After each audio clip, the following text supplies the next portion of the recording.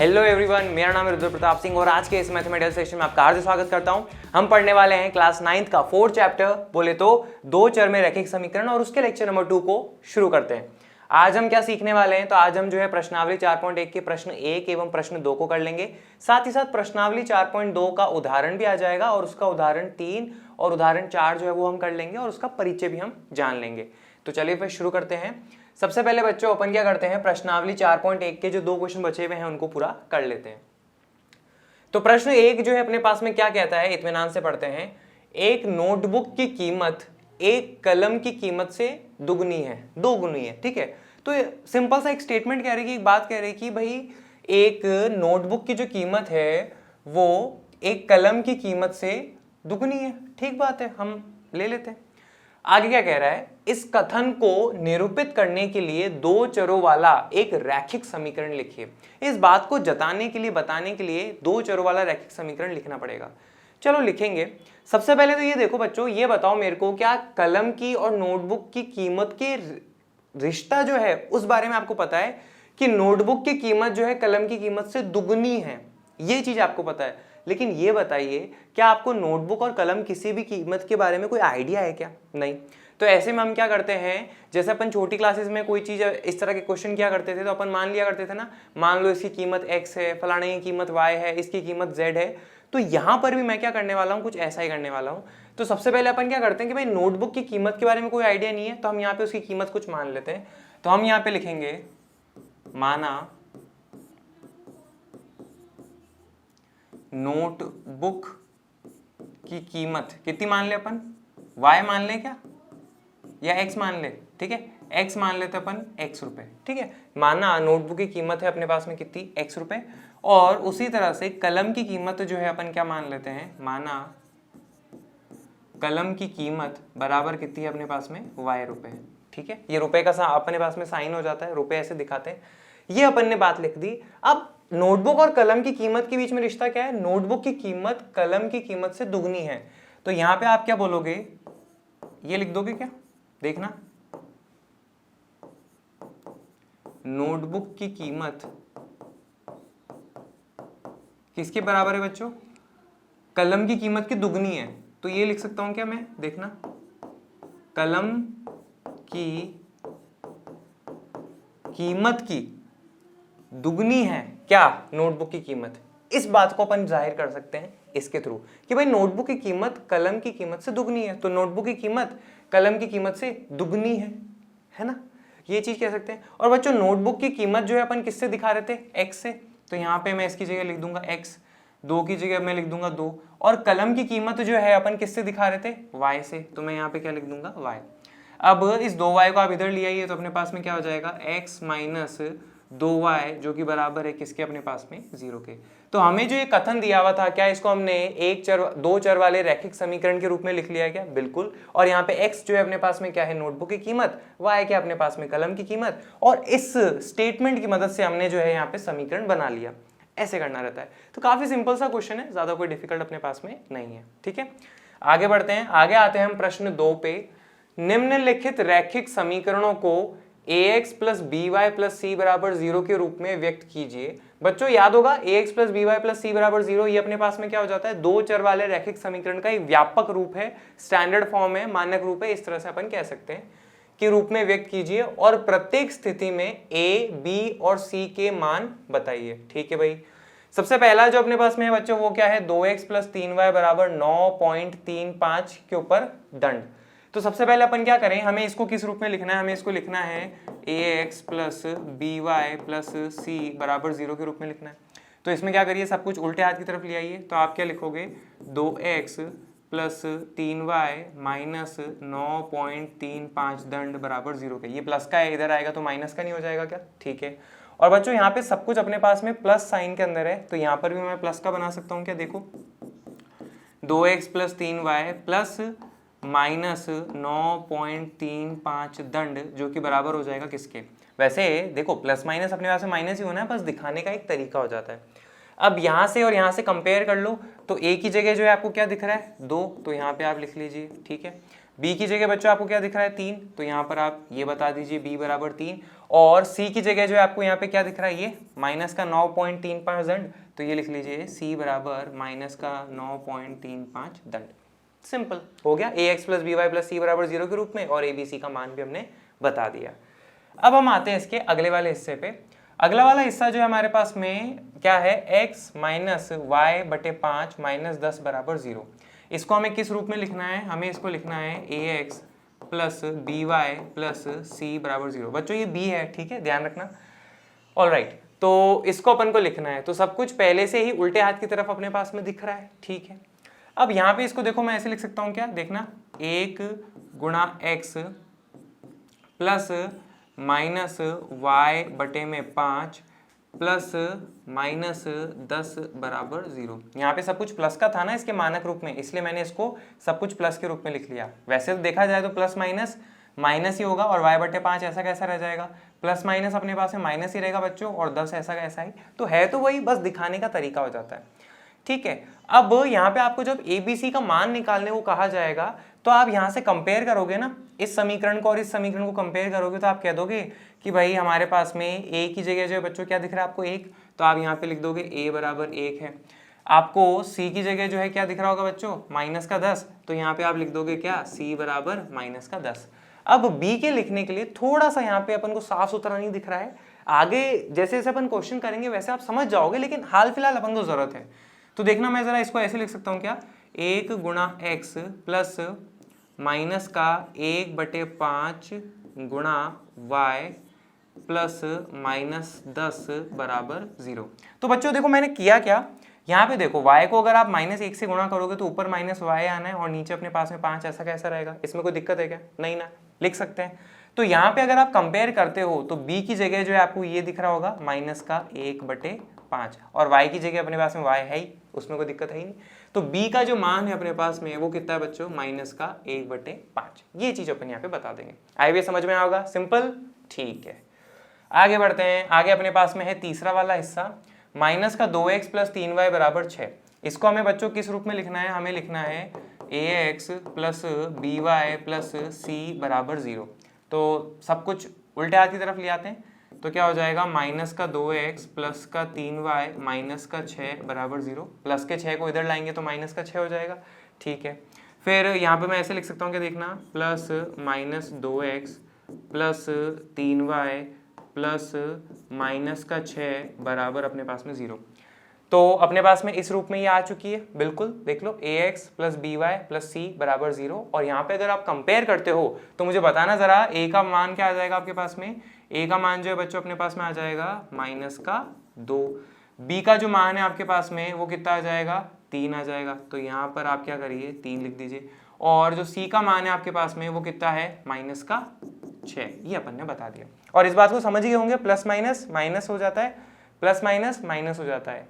यहाँ पे क्या मानक रूप में सब कुछ प्लस का है ना, इसलिए मैं सब कुछ प्लस में करके दिखा रहा हूँ, अदरवाइज कोई खास रिक्वायरमेंट नहीं है। एबीसी का मान निकालना आ गया, ठीक है, इस तरह से अपन करते हैं।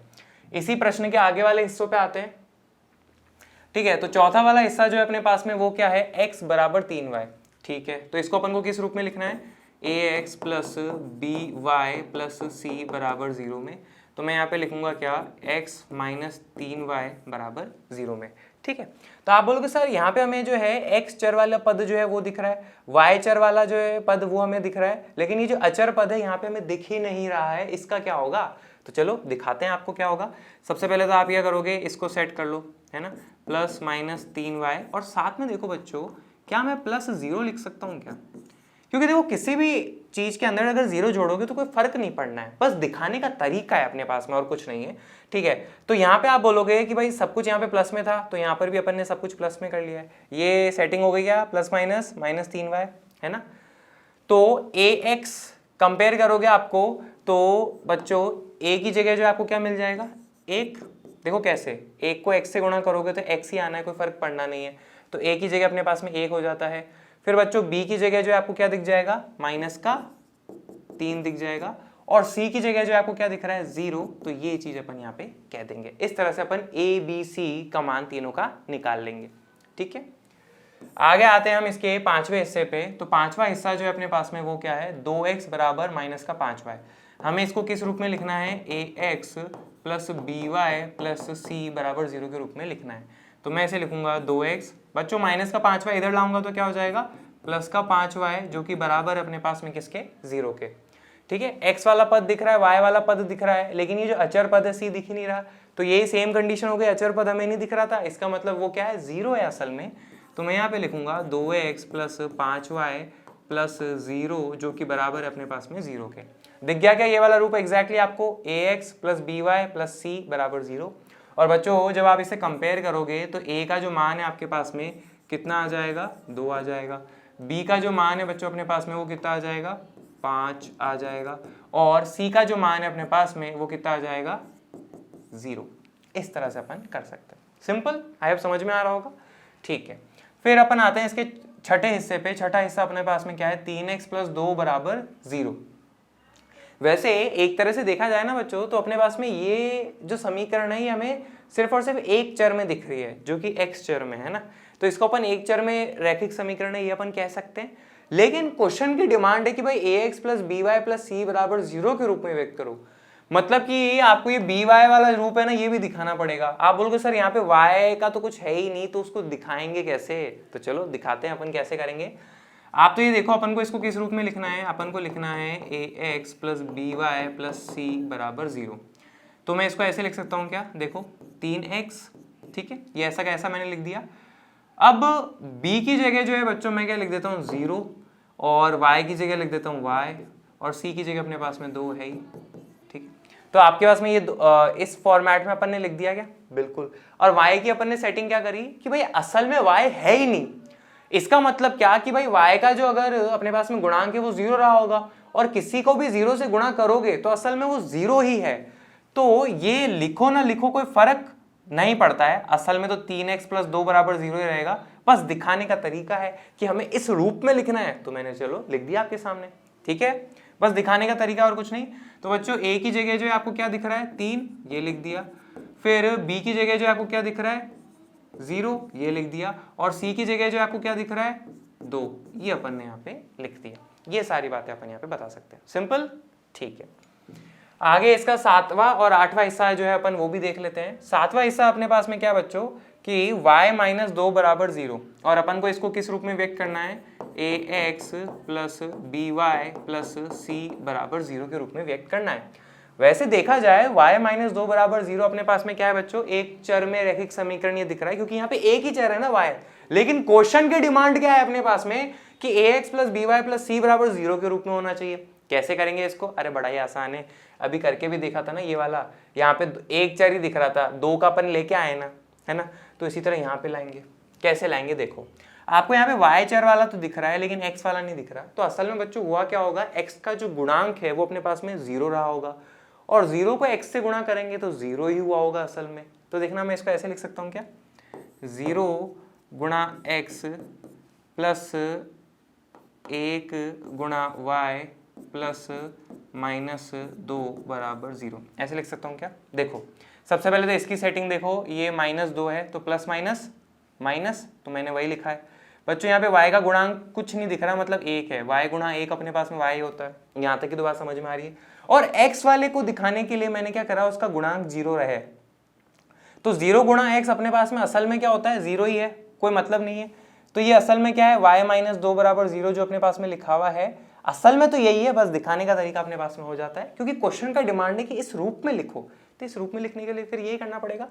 तो यहाँ पे अपने पास में a की जगह जो है बच्चों क्या दिख रहा है, 0, तो मैंने ये लिख देना है बच्चों। फिर b की जगह जो है आपको क्या दिख रहा है, ये रहा b की जगह आपको दिख रहा है 1, ये लिख दिया। और c की जगह जो है आपको क्या दिख रहा है, माइनस का 2। ये बातें अपन यहाँ पे बता देंगे। ठीक है, सिंपल, इस तरह से अपन कर सकते हैं। फिर आ जाता है अपने पास में क्या, 8वां जो है उसको जरा देखते हैं। 8वें वाले को अपन को किस रूप में लिखना है, ax plus by plus c बराबर 0 के रूप में लिखना है। और वैसे अगर देखा जाए तो 5 बराबर 2x है अपने पास में। ठीक है, तो 5 बराबर 2x है, तो बच्चों अपन इसको क्या कर सकते हैं। आप बोलोगे सर इस 2x को उल्टा हाथ की तरफ ले आओ, ठीक है, ले आऊंगा तो क्या होगा, माइनस का 2x प्लस 5 बराबर 0। ये तो हमें एक चर में रैखिक समीकरण दिख रहा है, लेकिन हमें तो इस रूप में लेके आना है और आपको y वाला पद नहीं दिख रहा, तो असल में हुआ क्या होगा, y का जो गुणांक है वो क्या हुआ होगा, 0, तो नहीं रहा होगा। ठीक है, तो जरा देखो मैं इसको ऐसे लिख सकता हूँ क्या फिर, देखना प्लस माइनस 2x प्लस 0 गुणा y प्लस 5 बराबर 0, ऐसे लिख देता हूँ। इस रूप में आ गया क्या, असल में देखो y का अपने पास में कुछ भी नहीं था, तो y का गुणांक 0 रखने से क्या होता है, 0 गुणा y 0, तो असल में ये है तो वही माइनस का 2x प्लस 5 बराबर 0, ये हो ना हो कोई फर्क नहीं पड़ता, बस दिखाने का तरीका है और कुछ नहीं। ठीक है, कंपेयर कर लो आपके पास में, तो a की जगह जो है बच्चों क्या दिख रहा है अपन को, a की जगह दिख रहा है माइनस का 2। ठीक है, फिर b की जगह जो है आपको क्या दिख रहा है, 0 दिख रहा होगा, तो यहाँ पे आप लिख लीजिए b बराबर 0, और c की जगह जो है आपको क्या दिख रहा है, 5, प्लस का 5 कह लीजिए, तो ये अपने पास में दिख रहा है। तो इस तरह से जो है हमने सभी जो हमें दिए हुए थे रैखिक समीकरण उनको ax plus B Y plus C बराबर 0 के रूप में व्यक्त कर लिया है, और साथ ही साथ a b c का मान भी हमने यहाँ पे बता दिया। मुझे उम्मीद है ये आपको समझ में आया होगा, तो चलिए फिर आगे बढ़ते हैं।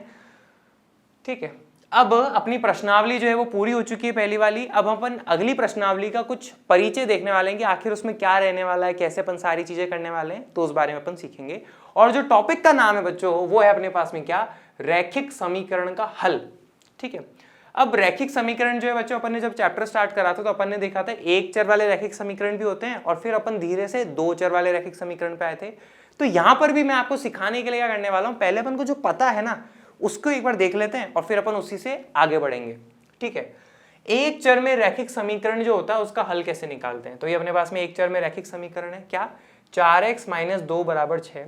अगर मैं आपको कहता हूं कि भाई इसका हल क्या होगा, आप तो ये बताइए इसका आंसर क्या रहेगा, तो आप बोलोगे सर बड़ा आसान है कि भाई 4x को यहीं रहने दो, ये 6 ऐसा का ऐसा, माइनस का 2 उधर जाएगा तो क्या हो जाएगा अपने पास में प्लस का 2। ठीक है, 6 और 2 हो जाएगा 8, यहाँ पे अपने पास में क्या 4x, और x बराबर क्या आ जाएगा 8, 4 यहाँ पे गुणा में है तो यहाँ पे आ जाएगा भाग में, 4 एकम 4, 4 दूनी 8, तो x का मान जो अपने पास में बच्चों क्या आ चुका है 2। इसका मतलब अपने पास में क्या हो चुका है कि इस समीकरण का जो हल है वो अपने पास में क्या है, x बराबर 2 हो जाता है, यानी कि x बराबर 2 पर ये समीकरण जो है संतुष्ट हो जाता है, ये सेटिस्फाई हो जाता है। ठीक है, अब इस सेटिस्फाई का मतलब क्या होता है मैं आपको समझाता हूं।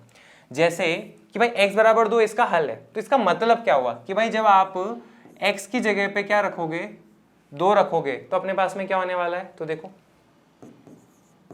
ये समीकरण मैंने ऐसा कैसा लिख दिया, बस x की जगह मैंने क्या रख दिया 2, और हमें पता है कि 2 उसका हल है, तो क्या होने वाला है, तो यहाँ पे आप बोलोगे 4 दूनी हो जाता है 8 माइनस 2 बराबर 6, 8 में से 2 गए तो बचे अपने पास में 6, 6 बराबर 6। तो x बराबर 2 जो है इसका हल है, इसका मतलब ये कि वो जब x बराबर 2 इस समीकरण में रखेंगे तो वो उसको संतुष्ट करेगा, उसको सेटिस्फाई करेगा। ठीक है, बराबर आ जाएगा।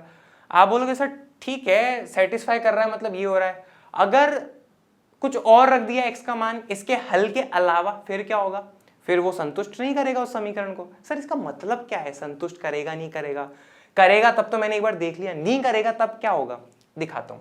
जैसे मानो x बराबर में 3 ले लेता हूं और इस समीकरण का सिर्फ एक ही हल है 2, 3 नहीं है, तब क्या होता है मैं आपको दिखाता हूं। तो हो जाएगा अपने पास में 4x माइनस 2 बराबर 6, तो मैंने यहाँ पे क्या रख दिया 3, 4 तिया क्या हो जाएगा 12, 12 माइनस 2 बराबर 6, 12 में से 2 गए तो बचा कितना 10 बराबर 6। अब ये बताओ मेरे को क्या 10 और 6 आपस में बराबर होते हैं क्या, नहीं ना, तो ऐसे में x बराबर 3 जो है इस समीकरण को संतुष्ट नहीं कर रहा है, सेटिस्फाई नहीं कर रहा है ना, गड़बड़ आ गई ना, तो ऐसे में वो इसका हल नहीं है। लेकिन x बराबर 2 जो है इस समीकरण का हल है, तो ऐसे में वो उसको सेटिस्फाई कर रहा था, तो अपन एकदम सही बात आ रही थी 6 बराबर 6, ये अपन कहने का मतलब है। आई होप ये समझे होंगे। ठीक है, साथ में बच्चों अपन ये भी जानते हैं कि एक चर वाले रैखिक समीकरण का एक अद्वितीय हल होता है। ठीक है, अद्वितीय मतलब x बराबर 2 ही इस समीकरण का हल है और कोई भी इस दुनिया में नहीं है, अद्वितीय है। अद्वितीय मतलब उस जैसा और कोई नहीं है, तो इसका हल और कोई नहीं है, बस 2 ही रहने वाला है। आई होप यहां तक की बातें आप समझे होंगे। ठीक है, अब जरा अपन क्या बढ़ते हैं आगे आते हैं अपन 2 चर में रैखिक समीकरण का हल कैसे निकालते हैं, इसको कैसे अपन डील करेंगे। वैसे बच्चों पता है बहुत ही शानदार रहने वाला ये जो आप कंसेप्ट सीखोगे ना। सबसे पहले मैंने आपके सामने एक उदाहरण के तौर पे एक समीकरण लिया है जो कि क्या है 2x प्लस 3y बराबर 12। आपको दिख ही रहा होगा यहाँ पे x और y दो चर है, ठीक है, और ये बात आपको दिख रही है, ठीक है। तो इनका हल कैसे निकालेंगे यहाँ पे आप समझिए। जैसे पिछले वाली में तो क्या हो रहा था कि भाई माइनस का 2 है, उधर ले गए, सॉल्व करा, x का मान कुछ आ गया। यहाँ पे क्या करेंगे? तो बच्चों यहाँ पे बहुत ही आसान है, सुनना गौर से। सबसे पहले आप क्या करिए कि भाई x या y किसी भी एक चर का कुछ मान अपनी इच्छा से जो मन में आए ले लो, ठीक है। क्या बच्चों? किसी भी एक चर का जो भी मान, जो भी वैल्यू आपके मन में आ रहा है वो ले लो। जैसे मैं आपको बताता हूं, जैसे मेरा मन आ रहा है कि भाई मैं x का मान क्या ले लेता हूं 0। अब जब मेरे से पूछा है कि क्या लेना है तो मैं एक आड़ा टेढ़ा नंबर क्यों लूं? 0 लूंगा ना। 0 के साथ क्या है, किसी से गुणा करो 0, और किसी में जोड़ोगे घटाओगे तो भी 0, तो 0 के साथ फायदा रहता है ना, इसलिए। तो x का मान मैंने क्या करा, 0 ले लिया। चाहे y का ले लो, चाहे कि x का ले लो, किसी का भी एक बार देखो, किसी भी एक चर का कुछ मान ले लो, ठीक है भाई, मैंने लिया। तो यहाँ आ जाएगा 2 गुणा 0 प्लस 3y बराबर 12, और वो जो आपने मान लिया है उसको समीकरण में रख दो और फिर उसको क्या करो, सॉल्व करो। तो देखो 2 गुणा 0 अपने पास में 0 हो जाएगा, 3y बराबर क्या आ जाएगा 12 के, y बराबर क्या आ जाएगा 12 बटे 3, यहाँ पे गुणा में है तो यहाँ पे भाग में आ जाएगा, 3 एकम 3, 3 चौके 12। तो y का मान जो है बच्चों अपने पास में क्या आ जाएगा 4। मतलब कि जब x का मान आपने 0 लिया तो ऐसे में y का मान अपने पास में क्या आ रहा है, 4 आ रहा है। तो इसका पता है हल आप क्या कहोगे? आप कहोगे कि इस समीकरण का एक हल है अपने पास में 0,4, ठीक है। इस समीकरण का एक हल है अपने पास में क्या, 0,4, और हमेशा x का मान जो है वो पहले आता है और y का मान जो है अपने पास में बाद में आता है, ठीक है। एक क्रमित युग्म के तौर पे अपन यहां पे लिखते हैं, ऑर्डर्ड पेयर के तौर पे इसका आंसर अपने पास में लिखा जाता है। किसका? दो चर वाले रैखिक समीकरण का, ठीक है। इस समीकरण का फाइनल एक हल क्या है, 0,4, मतलब x का मान 0 और y का मान 4, ये हुआ, ठीक है। अब मुझे और इसके हल निकालने, कैसे करेंगे? तो एक बार तो क्या हुआ बच्चों, मैंने x का मान 0 ले लिया। एक बार मैं क्या करता हूं, मैंने आपको क्या बोला था, किसी भी एक चर का मान कुछ भी अपनी इच्छा से रख लो। तो एक बार मैंने x का 0 रख लिया, एक बार देखो क्या मैं y का मान 0 रख सकता हूं क्या? अरे किसी भी चर का कुछ भी मान रख लो, तो चलो रख लिए। अब क्या होगा, उसमें रखो समीकरण में और सॉल्व कर लो। तो y का मान 0 है तो मैंने यहाँ पे रख लिया, तो ये हो जाएगा 2x, 3 को 0 से गुणा करेंगे तो 0 ही, बराबर अपने पास में क्या है 12, x बराबर क्या आ जाएगा 12, 2 यहाँ पे गुणा में है तो यहाँ पे आ जाएगा भाग में, 2 एकम 2, 6 दूनी 12, तो x का मान अपने पास में क्या आ जाएगा 6। तो जब y बराबर 0 होता है तो x का मान कितना आ जाता है 6। तो ऐसे में इस समीकरण का एक और हल हमें क्या प्राप्त हुआ है, 6,0, यानी कि x का मान जब 6 है तो y का मान क्या अपने पास में 0। तो ये पूरा इस समीकरण का हल है, मतलब x का मान 6 और y का मान 0। ऐसे x का मान हमेशा बच्चों पहले आना चाहिए, y का मान हमेशा बाद में आना चाहिए, ठीक है। तो आपने ऐसे इसके दो हल जो है यहाँ पे प्राप्त कर लिए। आई होप सिंपल है, ज्यादा डिफिकल्ट कुछ भी नहीं है, समझ आ रहा होगा। मैं भी थोड़े और उदाहरण लेता हूं ताकि आपको क्लैरिटी आए। अब अगला लेते हैं। अब मैंने आपको क्या कहा, x या y किसी का भी कुछ भी मान ले लो। तो x का मान एक बार मैंने 0 लिया, y का मान एक बार 0 लिया। क्यों? अरे सिंपल रहता है रे, इसलिए अपन ने लिया है। अब जैसे x का मान मैं 0 ले चुका हूं, तो इस बार मैं क्या करता हूं, x का मान जो है अपने पास में क्या ले लेता हूं, 3 ले लेता हूं। कुछ भी, 1 ले लो, 2 ले लो, 3 ले लो, 4 ले लो, जो आपके जचे वो ले लो। तो मैंने x बराबर 3 ले लिया। फिर देखो क्या होगा, बस समीकरण में वो मान रख दो और फिर उसको सॉल्व करो। समीकरण में मैं क्या रखूंगा, 3 रख दूंगा, ठीक है, x की जगह। तो 3 दूनी 6 प्लस 3y बराबर अपने पास में क्या होगा 12। तो 3y 12 और ये प्लस का 6 उधर जाएगा तो माइनस, तो 3y बराबर 6। तो y का मान अपने पास में क्या आ जाएगा 6 बटे 3, 3 एकम 3, 3 दूनी 6। तो y का मान बच्चों अपने पास में क्या आ गया 2। इसका मतलब ये कि हमें इसका एक और हल प्राप्त हुआ है। वो क्या बच्चों, क्या क्रमित युग्म के तौर पे लिखने वाले हैं। तो पहले x का मान 3 और फिर y का मान 3,2। तो 3,2 जो है ये भी इस समीकरण का एक हल अपने पास में हो जाता है, ठीक है। आप बोलोगे सर अब थोड़ा आइडिया लग रहा है, मतलब किसी भी एक चर का कुछ मान रख लो और दूसरे चर का मान आ जाएगा, और फिर x का मान पहले लिख लो, y का मान बाद में लिख लो, और क्रमित युग्म में तो और पे लिख दो, बस वो उसका हल है। बिल्कुल 0,4 इस समीकरण का हल है, 6,0 इस समीकरण का हल है, 3,2 इस समीकरण का हल है। थोड़ा आइडिया लग रहा है, ठीक है। अब बच्चों एक फाइनल उदाहरण और लेता हूं, जैसे कि भाई x का मान 3 ले सकते हैं, 4 ले सकते हैं क्या अपन, 5 ले सकते हैं क्या अपन, ठीक है। x का मान जैसे कुछ भी आपका मन करो, आप ये बोलो कि भाई x का मान मैं 4 ले लेता हूँ, ठीक है ले लो, कोई मना ही थोड़ा है, मैंने तो बोला कि x का मान का आपका जो जचे वो ले लो, ठीक है। अब क्या होगा, तो सिंपल, तो आप बोलोगे सर 2x प्लस 3y बराबर अपने पास में क्या है 12, x का मान कितना रखना है 4, मैंने रख दिया, 4 दूनी 8 प्लस 3y बराबर 12 के, ठीक है।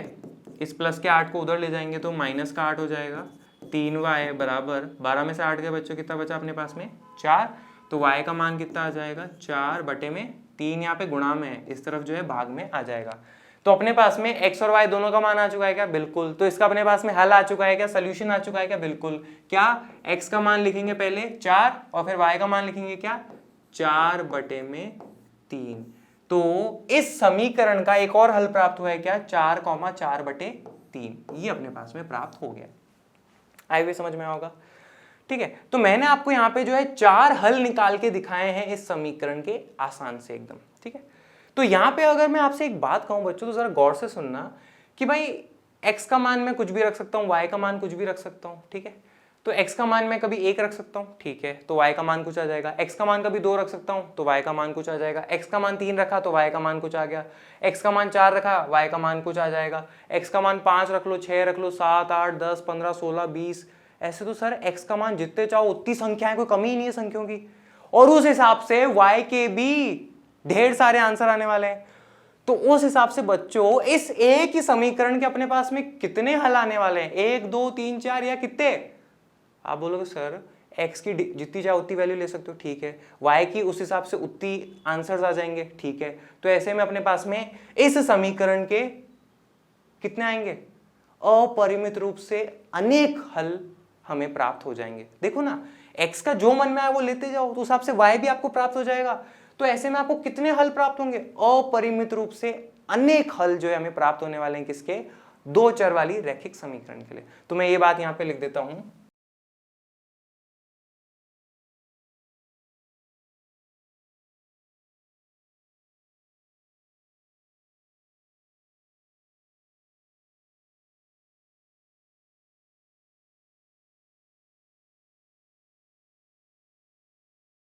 तो मैंने लिखा अपरिमित रूप से अनेक हल प्राप्त होते हैं किसके, 2 चर में रैखिक समीकरण के। ये बात इसके लिए आप कह सकते हो। आई भी समझ में आएगा, सिंपल, ठीक है। आगे बढ़ते हैं। आगे हमारे पास में क्या, मैंने जो करके दिखाया उसी का है कि भाई रैखिक समीकरण का हल कैसे निकालते हैं, जो 2 चर में होती है।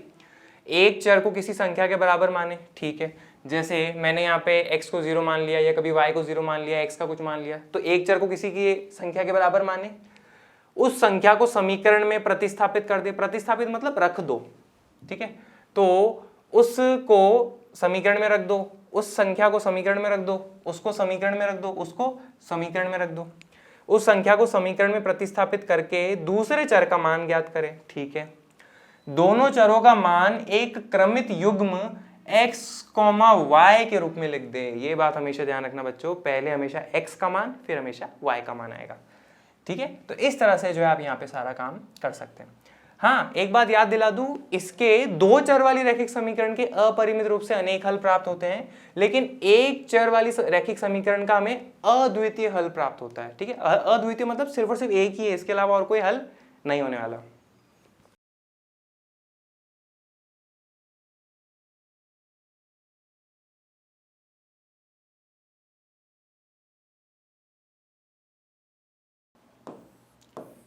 इसके बारे में ये कह सकते हैं, सिंपल, ठीक है। आगे आते हैं अपन, प्रश्नावली 4.2 के उदाहरण 3 है क्या कि भाई समीकरण x + 2y = 6 के 4 अलग अलग हल ज्ञात कीजिए। तो बच्चों बड़ा ही सिंपल है, हम तो क्या करेंगे, सबसे पहले अपने पास में जो समीकरण है x + 2y = 6 ले लेंगे। हमने क्या सीखा था अभी कि भाई एक चर को किसी संख्या के बराबर माने, उस संख्या को समीकरण में प्रतिस्थापित कर दे और दूसरे चर का मान ज्ञात कर ले। ठीक है, तो बच्चों अपन क्या करते हैं, सबसे पहले क्या माने, x का मान कुछ मान लेते हैं। और अपन जो है हमेशा कुछ ऐसा मानना चाहिए ना बच्चों जो अपनी कैलकुलेशन को इजी करे या टफ करे। ऑब्वियसली इजी करे ना, हमें नंबर कैसे मिलेंगे गलत करते रहेंगे तो। ठीक है, तो x बराबर 0 और y बराबर 0 मानने से क्या होता है, आपकी कैलकुलेशन बहुत ईजी हो जाती है। तो सबसे पहले तो इन दोनों के साथ ही आप अपना काम कर लो। ठीक है, तो सबसे पहले तो आप क्या बोलिए, x बराबर 0 ले लीजिए। ठीक है, अब इसको जो है इसमें प्रतिस्थापित कर दो, इसमें रख दो, तो x प्लस 2y बराबर 6, x का मान अपने पास में है 0। ठीक है, 2y बराबर 6, तो y का मान कितना आ जाएगा बच्चों, 6/2। ये गुणा में है ना 2, तो यहाँ पे भाग में आ जाएगा, तो y का मान अपने पास में क्या आ गया, 3। तो इस समीकरण का एक हल हमें क्या प्राप्त हो चुका है, 0,3। ये एक हल आपको प्राप्त हो गया। फिर अपन आगे करते हैं क्या, इस बार अपन क्या कर लेते हैं बच्चों, y का मान 0 रख लेते हैं, है ना। फिर क्या होगा, इसमें रख दो y का मान 0, x प्लस 2y बराबर क्या है 6, तो y का मान रखा 0, x प्लस 2 को 0 से गुणा करा तो 0 बराबर 6, यानी कि अपने पास में x बराबर क्या आ गया 6। तो आपको एक हल और प्राप्त हो चुका है क्या, 6,0। बच्चों x का मान पहले फिर y का मान आएगा। ठीक है, ये दो हल प्राप्त हो गए। फिर तीसरा, अब तो कुछ भी ले लो, है ना, x का मान 0, y का मान 0 ले लिया। अब x का मान जैसे मैं क्या ले लूँ, 1 ले लूँ, 2 ले लेते हैं, चलो, है ना। तो x का मान जब मैंने 2 लिया तो क्या होगा अपने पास में, तो वहाँ पे आ जाएगा क्या, यहाँ पे तो x का मान प्लस 2y बराबर क्या 6, और x का मान अपने पास में कितना है 2। ठीक है, 6 प्लस का 2 उधर जाएगा तो क्या हो जाएगा, माइनस का 2, 6 में से 2 गए तो बचा 4, 2y, और y का मान कितना आ जाएगा अपने पास में 4/2, यानी कि y बराबर 2। तो एक और सोल्यूशन आपको जो प्राप्त हुआ, एक और हल प्राप्त हुआ है, वो क्या है, 2,2 आपको प्राप्त हुआ है। x का मान 2 पे y का मान भी 2 आ रहा है। ठीक है, अब एक चौथा और आखिरी सोल्यूशन निकाल लेते हैं अपन। ठीक है, x का मान क्या ले इस बार बच्चों, बताओ, आप ही बताओ, 3 ले लें क्या, चलो ले लेते हैं। तो अपने पास में क्या होगा, यहाँ पे रख देंगे x का मान प्लस 2y बराबर 6, x का मान मैंने रखा 3, तो ये क्या हो जाएगा अपने पास में 6, प्लस का 3 उधर ले जाएंगे तो माइनस का 3, 2y बराबर 6 में से 3 गया तो बचा 3, तो y बराबर क्या आ जाएगा अपने पास में 3/2। तो एक और अपने पास में जो हल प्राप्त हुआ है वो क्या है, 3,3/2, x का मान पहले और y का मान बाद में। तो अपने पास में जो 4 हल हो जाते हैं इस समीकरण के, वो है 0,3, 6,0, 2,2 और फाइनली 3,3/2, इसके 4 हल है। ठीक है, ये बात आप लास्ट में यहाँ पे लिख भी देंगे।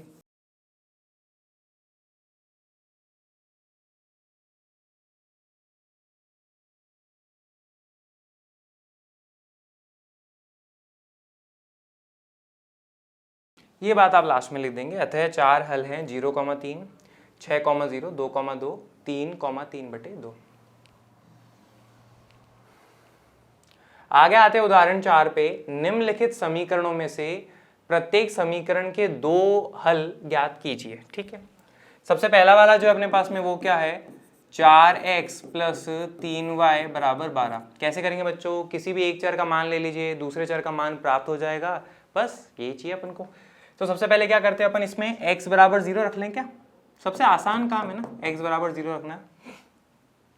तो हो जाएगा 4 गुणा x का मान प्लस 3y बराबर 12। ठीक है, 4 गुणा 0 0 हो जाएगा, 3y बराबर अपने पास में क्या आ जाएगा 12, तो y का मान कितना हो जाएगा 12/3, और ये आ जाएगा 4। तो y बराबर क्या हो गया बच्चों 4।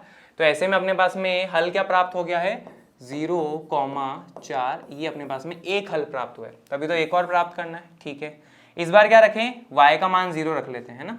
तो ये पहला अपन ने माना, और दूसरा y बराबर 0 रख लो। तो क्या होगा, y का मान इसमें रख दो समीकरण में, 4x प्लस 3 गुणा y, जो कि बराबर है अपने पास में किसके, 12 के। y का मान है 0, 4x, 3 को 0 से गुणा करेंगे तो 0 आएगा, जो कि बराबर है 12 के। तो x बराबर क्या हो जाएगा 12/4, 4 एकम 4, 4 तिया 12। तो x का मान बताओ कितना आ जाएगा 3।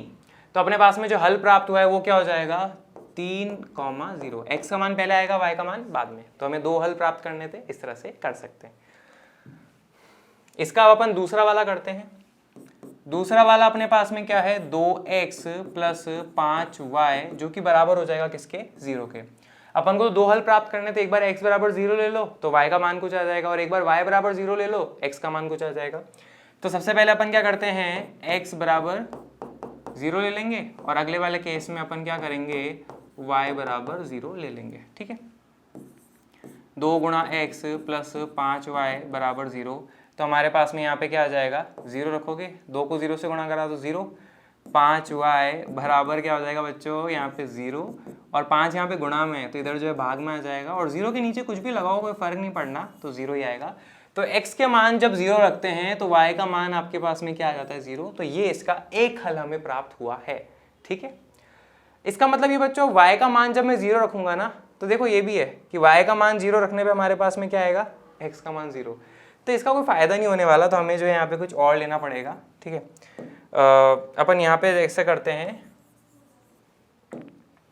x का ही मान कुछ ले लेते हैं। x का मान जैसे मैं क्या करता हूँ, एक बार 0 लिया ना तो एक बार 1 ले लेता हूँ, चलो रख देते हैं अपन।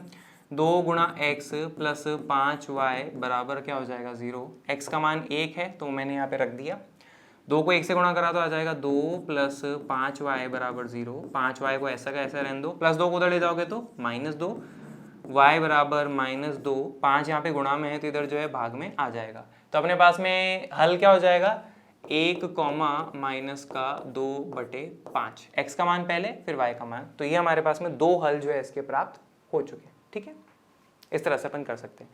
फिर इसके लास्ट वाले पे आते हैं अपन। तीसरा वाला जो है वो क्या है, 3y प्लस 4 बराबर अपने पास में क्या हो जाएगा, 0। इस बात को समझो। अब बच्चों इसके जो है हमें क्या करना है, एक तरह से क्वेश्चन ने देखो क्या बोला कि भाई इसके दो हल ज्ञात करने हैं।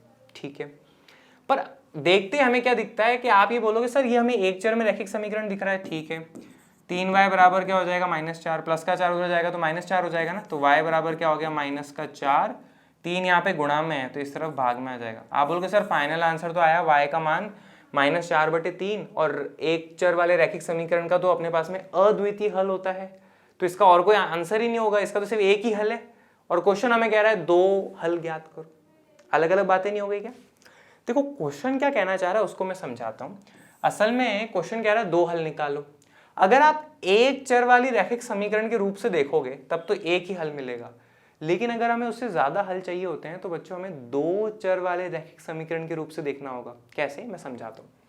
आप ये बताओ क्या मैं इसको ऐसे लिख सकता हूँ क्या, 0 गुणा x प्लस 3y प्लस 4 बराबर 0। ये हो गया क्या अपने पास में दो चर वाला रैखिक समीकरण, बिल्कुल। और यहाँ पे x का जो अपने पास में गुणांक है वो 0 है, तो किसी को भी 0 से गुणा करोगे तो 0 ही आना है, कोई फर्क तो पड़ना है नहीं। ठीक है, अब देखो यहाँ पे क्या होने वाला है। अब बच्चों मुझे ये बताओ कि भाई x का मान अगर मैं जैसे x का मान आपके पास में 1 ले लूंगा फिर क्या होगा। आप बोलोगे सर कुछ नहीं, x का मान 1 ले लोगे तो 0 गुणा 1 अपने पास में ये 0 रहेगा, तो ये तो वही रहेगा। लेकिन x का मान जब अपन 1 रखेंगे तो y का मान क्या आएगा बच्चों, आप तो ये देखो, तो 0 गुणा x का मान है 1 प्लस 3y प्लस 4 बराबर 0। ये तो अपने पास में 0 हो चुका है। 3y प्लस का 4 उधर गया तो -4 और -4/3। इसका मतलब ये है कि x का मान जब 1 रखा तो y का मान कितना आया, -4/3। अपने पास में ये एक हल प्राप्त हो गया। इसी तरह से अपन क्या कर सकते हैं, x का मान 2 रख लो। ठीक है, समीकरण में रखो तो क्या होगा आपके पास में, 0 गुणा 2 प्लस 3y प्लस 4 बराबर 0। 2 को 0 से गुणा करेंगे तो क्या हो जाएगा, 0। 3y प्लस 4 बराबर 0। प्लस के 4 को बच्चों उधर ले जाएंगे तो क्या हो जाएगा, -4, और y बराबर आ जाएगा -4/3। तो x का मान क्या रखा अपन ने, 2, तो आ जाएगा -4/3। तो आप ये देख रहे हो कि असल में x का वैल्यू कुछ भी रख दो कोई फर्क नहीं पड़ रहा है, पर हमने इसके आंसर निकाल दिए। ठीक है, दो हल हमें प्राप्त हो चुके हैं। तो यहाँ पे आप ये चीज समझिए, x का मान फिर कुछ भी रखते जाओ तो ऐसे आपके पास में 2 निकलेंगे, या जितने चाहो उतने निकाल सकते हो। आप बोलोगे सर x का मान कभी 1, 2, 3, 4, 5, 6 जितने मना है उतने लेते जाएंगे तो उस हिसाब से उसके ढेरों हल आएंगे, लेकिन एक चीज कॉमन रहेगी, सब जगह y का जो मान है -4/3 कॉमन रहने वाला है। आए भी समझ में आएगा। तो इसके साथ ही आज की जो क्लास है अपनी ये पूरी होती है। मुझे उम्मीद है ये सारी चीज़ें समझ में आई होगी, पर फिर भी किसी भी तरह का डाउट रहता है तो आप कमेंट बॉक्स में कमेंट लिख दीजिएगा, सजेशन होता है वो भी डाल दीजिएगा। Thank you very much.